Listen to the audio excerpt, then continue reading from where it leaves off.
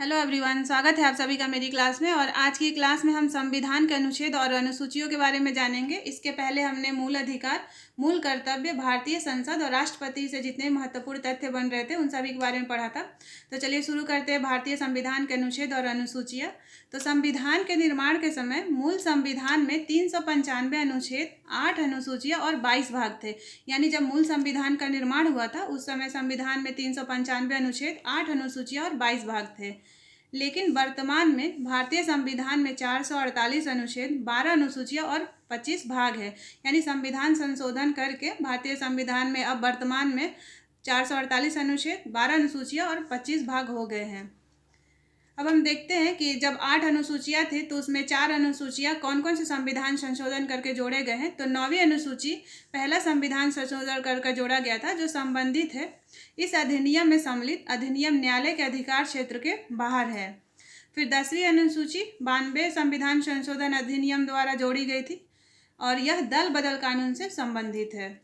Next है 11वीं अनुसूची जो 73वें संविधान संशोधन अधिनियम द्वारा संविधान में जोड़ी गई जो पंचायती राज व्यवस्था से संबंधित है। नेक्स्ट है 12वीं अनुसूची जो 74वें संविधान संशोधन अधिनियम द्वारा जोड़ी गई जो संबंधित है जो नगरपालिका से संबंधित है। अब हम 12 अनुसूचियों को देखते हैं। प्रथम अनुसूची, यह राज्य और केंद्र शासित प्रदेश का उल्लेख है इस अनुसूची में। यानी पहली अनुसूची में राज्य और केंद्र शासित प्रदेश का उल्लेख किया गया है। द्वितीय अनुसूची में महत्वपूर्ण पदाधिकारियों के वेतन और भत्ते इसका उल्लेख किया गया है। तृतीय अनुसूची में पद और गोपनीयता की शपथ के बारे में उल्लेख किया गया है। चतुर्थ अनुसूची में, चौथी अनुसूची में राज्यसभा में राज्यों और केंद्र शासित प्रदेशों के स्थानों का आवंटन से संबंधित है ये। पांचवी अनुसूची, अनुसूचित क्षेत्र तथा जनजातियों का नियंत्रण, इसमें इसका उल्लेख किया गया है। नेक्स्ट है छठी अनुसूची जिसमें असम, मेघालय, त्रिपुरा, मिजोरम के जनजातीय क्षेत्रों का उल्लेख किया गया है।